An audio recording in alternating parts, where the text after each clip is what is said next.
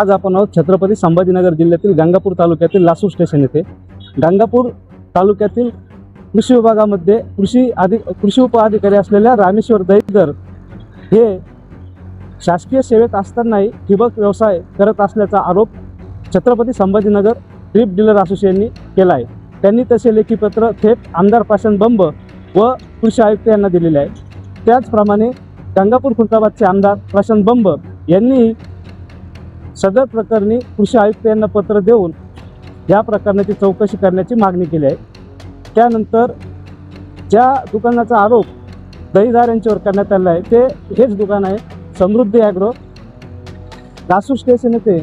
हे drip dealer असोसिएशनचा आरोप केलेले दुकान असून याच दुकानामध्ये रामेश्वर दैवाल हे कृषी उपअधिकारी पार्टनर असल्याचा आरोपही ड्रीप डीलर असोसिएशनने केला आहे।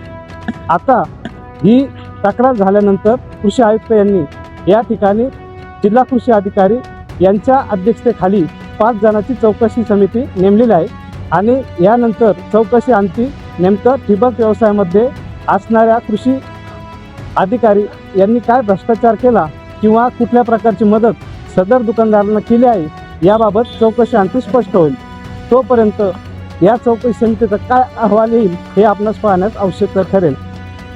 दरम्यान या सर्व प्रकाराबाबत आम्ही कृषी अधिकाऱ्यांशी संपर्क साधला व त्यांची प्रतिक्रिया घेतली। कृषी अधिकाऱ्यांनी काय प्रतिक्रिया दिली आहे बघूया। रामेश्वर दैदर यांच्याबद्दल जे आरोप करण्यात आलेले आहेत यावर काय कारवाई चालू आहे? याच्याविषयी उपसंचालक जिल्ह्याचे आहेत आमचे गवळी साहेब यांच्या अध्यक्षतेखाली समिती स्थापन झालेली आहे। ती चौकशी करत आहे। चौकशी अंतिम समितीचा निष्कर्ष येईल आणि निष्कर्षानंतर कारवाई होऊन जाईल। चौकशीमध्ये किती जण आहेत? चौकशीमध्ये एकूण 5 मेंबर आहेत। त्याच्यामध्ये गवळी साहेब अध्यक्ष आहेत आणि त्यांच्या अध्यक्षतेखाली चौकशी चालू आहे। चौकशी झाल्यानंतर तुम्हाला गवळी साहेब डिटेल्स तुम्हाला जे आहे निष्कर्ष त्यांचे तुम्हाला भेटून जातील।